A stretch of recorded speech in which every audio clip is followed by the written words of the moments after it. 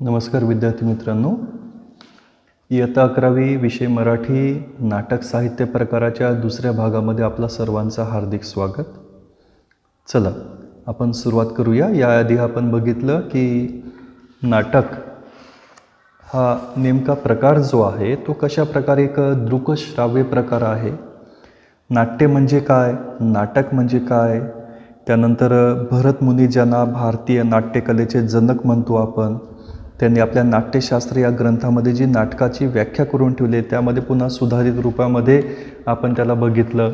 सोबतच नाटक हा एक सांघिक आविष्कार कशा प्रकारे आहे ते सुद्धा त्याचं स्पष्टीकरण मी तुम्हाला करून दिलेलं होतं. आता पुढं आपण सुरुवात करूया. चला, नाट्यसंहितेचं स्वरूप आपल्याला बघायचं आहे. अतिशय महत्त्वाचा भाग आहे नाट्यसंहिता. आता नाट्यसंहिता हे तुम्हाला थोडक्यामध्ये अगोदर सांगतोय मी की एक नाटककार जो असतो, नाटककार कोणाला म्हणायचं तर कथानकातील जे काही निवडक नाट्यप्रसंग असतात त्यांची प्रवेशानुसार प्रयोगक्षम गुंफन करणारी व्यक्ती जी असते त्याला नाटककार म्हणतात. कथानक जे असतं म्हणजे नाटकामध्ये कथानक असतं आणि या कथानकाची या निवडक नाट्यप्रसंगांची प्रवेशानुसार त्यांची गुंफन करायची आणि ही गुंफन करणारी जी व्यक्ती असते त्याला नाटककार म्हणतात. या नाटककार व्यक्ती काय करते तर त्या ठिकाणी नाट्यसंहिता तो करतो, म्हणजे नाट्यलेखन करतो. नाट्यसंहितेची तो निर्मिती करतो म्हणजे नाट्यलेखन करतो. आणि नाट्यलेखन हा नाटकाचा जणू काय आहे, आत्मा आहे. आणि याच नाट्यसंहितेचं आपण आता स्वरूप या ठिकाणी बघणार आहोत. चला, नाटकात महत्त्वाची असते ती संहिता. अगदी बरोबर, नाटकामध्ये सर्वात महत्त्वाचं काय असतं ते म्हणजे त्याची संहिता. नाट्यसंहिता जितकी परिपूर्ण, दर्जेदार, तितकेच नाटकाचे यश खात्रीलायक. नाट्यसंहिता ही जितकी परिपूर्ण असेल, दर्जेदार असेल, त्यावरती नाटकाचं यश अवलंबून असतं.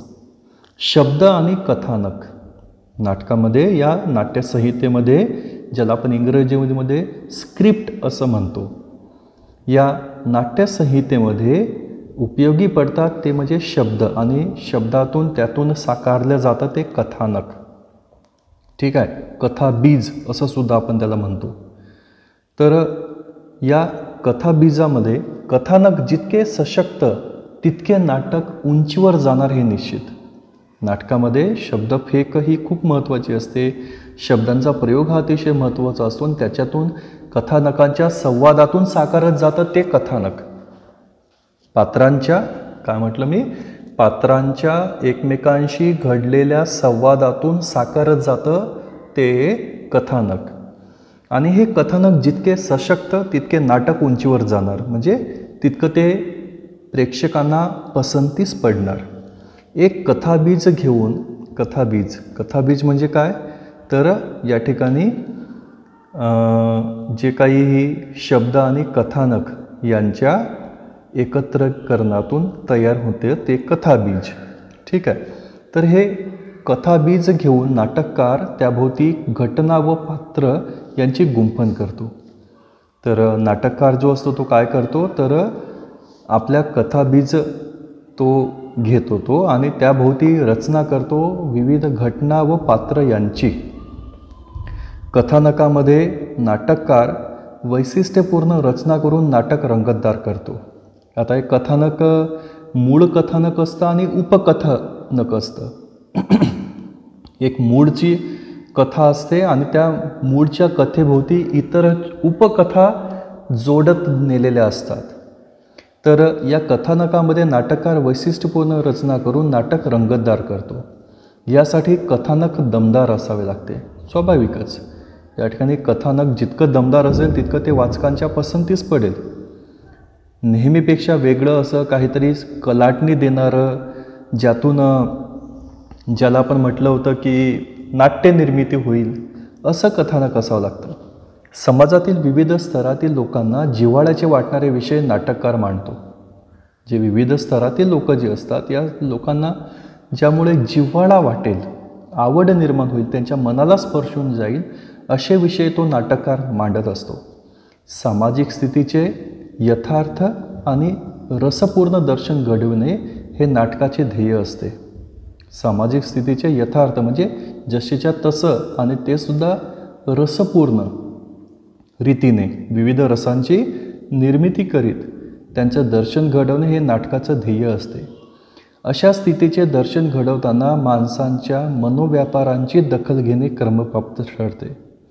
तर अशा स्थितीचं म्हणजे या ठिकाणी त्याच्या सामाजिक स्थितीचं दर्शन जेव्हा घडविलं जातं तेव्हा हे दर्शन घडवताना माणसांच्या मनोव्यापाराची दखल घ्यावी लागते. म्हणजे माणसाच्या मनामध्ये चालणारे जे काही विचार आहेत, आंदोलनं आहेत, यांचीही दखल इथं घेतली जाते.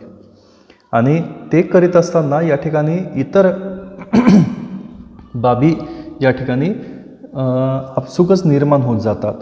तर पात्रांच्या मनोव्यापाराच्या दर्शनासाठी नाटकातील स्वगताचा परिणामकारकपणे वापर केला जातो. तर स्वगत येतं या ठिकाणी. स्वगत म्हणजे काय की एक प्रकारे मनातल्या मनामध्ये जे काही पात्र बोलतात त्यांना मोठ्यानं बोलून दाखविणे, त्याला स्वगत असं म्हटलं जातं.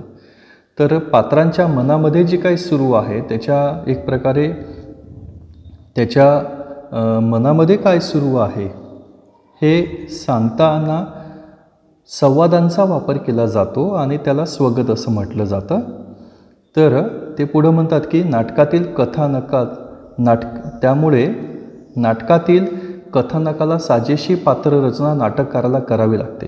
नाटकातील पात्रांचे असे शाब्दिक चित्रण करणे की ज्यामुळे नाटकाचा तोल सांभाळला जाईल ही जबाबदारी नाटककाराला पार पाडावी लागते. कथानकातील आशयात संघर्षाशिवाय रंगत येत नाही.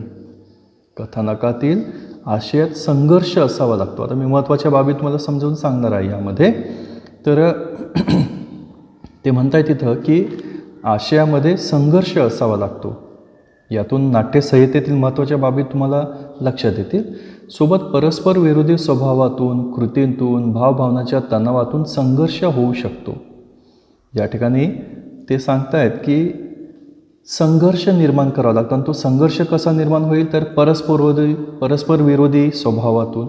यामध्ये काही चांगल्या स्वभावाची लोक असतात आणि काही त्यांच्या विरोधी, म्हणजे एक प्रकारे आपण ज्याला नायक म्हणतो आणि सोबतच जी लोक यांच्या विरोधी वागणारी लोक जी असतात, सरळ मार्गी लोकांच्या विरोधी वागणारी, तर ती पापी, कलंक किंवा पुन्हा मनामध्ये निष्ठुर असलेली अशी ती व्यक्ती असतात.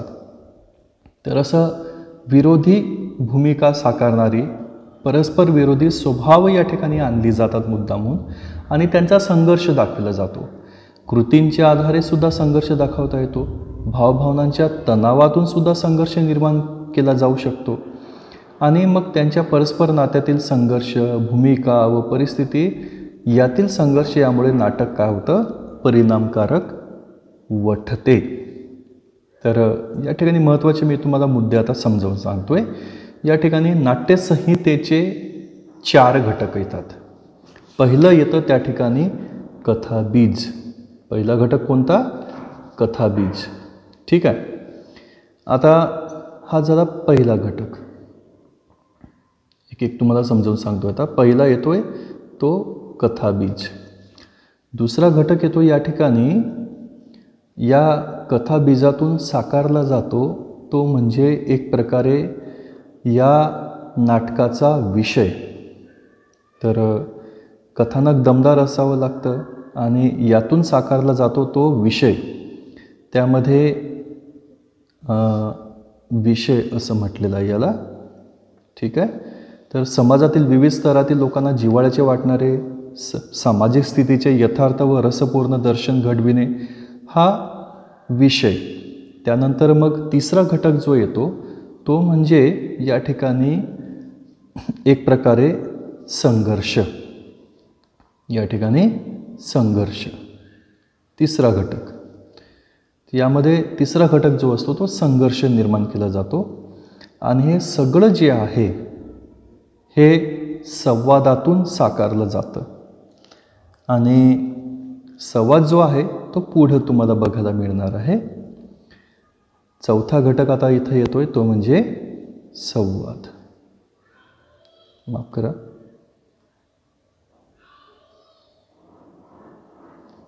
संवाद. पहिले 3 घटक मी सांगितले तुम्हाला. कथाबीज, विषय, संघर्ष आणि आता चौथा म्हणजे संवाद. हे 4 घटक आहेत नाट्य संहितेचे. नाटकातील सर्वात महत्त्वाचा घटक म्हणजे संवाद.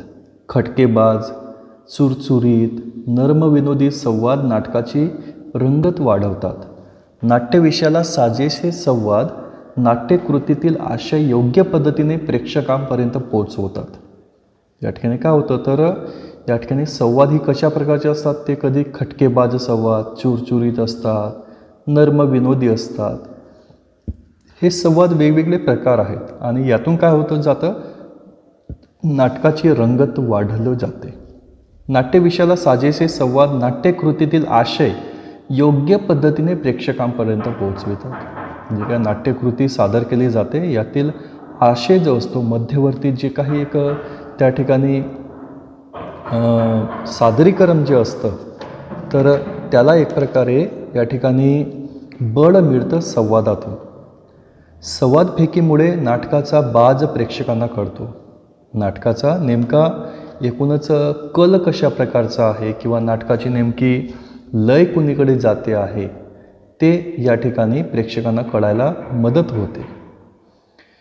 संवाद, रंगसूचना व स्वगत या त्रयींनी नाट्यसंहिता तयार होते. नाट्यसंहिता कशातून तयार होते तर या ठिकाणी संवाद सोबत रंगसूचना. रंगसूचना म्हणजे काय? रंगसूचना कशाला म्हणतात माहिती आहे तुम्हाला?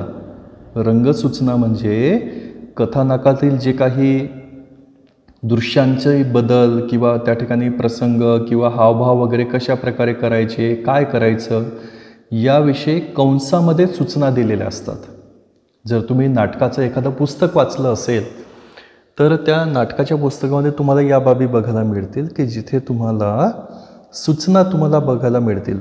कंसामध्ये त्या सूचना दिल्या असतात आणि या सूचना ज्या असतात त्यांना म्हटलं जातं रंगसूचना. आता पुन्हा स्वगत जे असतं ते स्वगत ते तुम्हाला सांगितलं आहे मग अशी मी तुम्हाला. या त्रयींनी नाट्यसंहिता तयार होते. कथानकातील प्रसंग बदल, दृश्य बदल किंवा पुन्हा बदललेला काळ इत्यादी संबंधीच्या सूचना नाटककार कंसातील रंगसूचनामधून देतो. त्यामुळे कथानकाचे अस्पष्ट दुवे जोडले जाऊन संदर्भ स्पष्ट होतात. जे काही अस्पष्ट दुवे असतात की ज्या बाबी ज्यांचा कयास लावला जाऊ शकत नाही त्यांना जोडण्याचे काम या ठिकाणी या रंगसूचनांच्या सहाय्याने होत असते. कथानकाचा प्रवाह सहजतेने पुढे जात राहतो. आशयाला साजेशी भाषाशैली संपूर्ण नाट्यकृतीला उठाव देते. यातील भाषिक सौंदर्य एकूण नाटकाला एक उंची देते. त्या ठिकाणी भाषिक सौंदर्य हे नाट्याला सुद्धा उंची देत असतं. आता पुढं आपल्याला दिलेलं आहे इथं नाटक या साहित्य प्रकाराचं वेगळंपण. तर मानवाने मनोरंजनासाठी आत्मिक समाधानासाठी ललित कलांचं विश्व निर्माण केले. मनोरंजन व्हावं या उद्देशाने आणि एक आत्मिक समाधान लाभावं यासाठी ललित कलांचं विश्व निर्माण केलं की ज्यामध्ये कथा, कादंबरी किंवा पुन्हा बालसाहित्य किंवा पुन्हा या ठिकाणी कवी, काव्य या तऱ्हेचे आपण म्हणू शकू. आणि याच्यातलाच एक घटक आहे तो म्हणजे नाटक. म्हणून ज्या समाजात नाटक हा साहित्य प्रकार उदयास आला त्या समाजात राहणाऱ्या लोकांच्या भावभावना नाटकातून प्रकट झाल्या. कारण की आपण व्याख्या जेव्हा बघितली होती नाटकाची तेव्हासुद्धा आपण बघितलं होतं की एक प्रकारे ते अनुकरण आहे. आपलं जे जीवन जे आहे समाजाचं एक लहान स्वरूपात का होईना परंतु त्याचं एक अनुकरण आहे. आणि म्हणून त्या समाजात राहणाऱ्या लोकांच्या भावभावना या नाटकातून व्यक्त होत गेल्या. त्यामुळे नाटक हा साहित्य प्रकार विषयांच्या दृष्टीने समृद्ध होत गेला. नाटकामध्ये काय होत गेलं की समाजात राहणाऱ्या लोकांच्या भावभावना त्या नाटकातून प्रकट होऊ लागल्या आणि यामुळे नाटकाला विषयांची कमतरता कधीच राहिली नाही. कारण की माणूस हा जसा विविध प्रकारच्या वृत्तींनी बनलेला आहे अशा या विविध वृत्ती या नाटकामध्ये येऊ लागल्या आणि यातूनच नाटकाचा विषय हा समृद्ध होत गेला असं इथं सांगितलेलं आहे आपल्याला. पुढं ज्ञान आणि मनोरंजन याबरोबरच प्रेक्षक स्वतःच्या अनुभवांचे नाटकात घडणाऱ्या प्रसंगांशी नाते जोडत असतो. काय करतो तो? तर ज्ञान आणि मनोरंजन हे आपला एक उद्देश असतो आणि ज्ञान मिळावं, मनोरंजन व्हावं, सोबतच स्वतःच्या अनुभवाचं जे काही सादरीकरण होतं नाटकांच्यामध्ये त्याच्याशी एक नातं तो जोडत जातो आणि त्याच्यातून ते नाटकाशी एक हृदय तो संवाद साधतो आणि ते नाटक त्याला आपलं स्वतःचं जणू एक सादरीकरण आहे, स्वतःच्या जीवनाचं सादरीकरण आहे असं एक कुठंतरी तार या ठिकाणी जोडली जाते. पुढं कथा, कादंबरी, नाटक या सर्वच साहित्य प्रकारात समाजाची समकालीन चित्रे रेखाटण्याचे सामर्थ्य असते. तर या ठिकाणी ते सांगतात की कथा, कादंबरी आणि नाटक हा जो प्रकार जो आहे ना, तर या सर्वच साहित्य प्रकारामध्ये समाजाची समकालीन चित्रे म्हणजे तत्कालीन आपण ज्याला म्हणतो त्याचं एक चित्र कुठंतरी बघायला मिळतं, प्रतिबिंब बघायला मिळतं.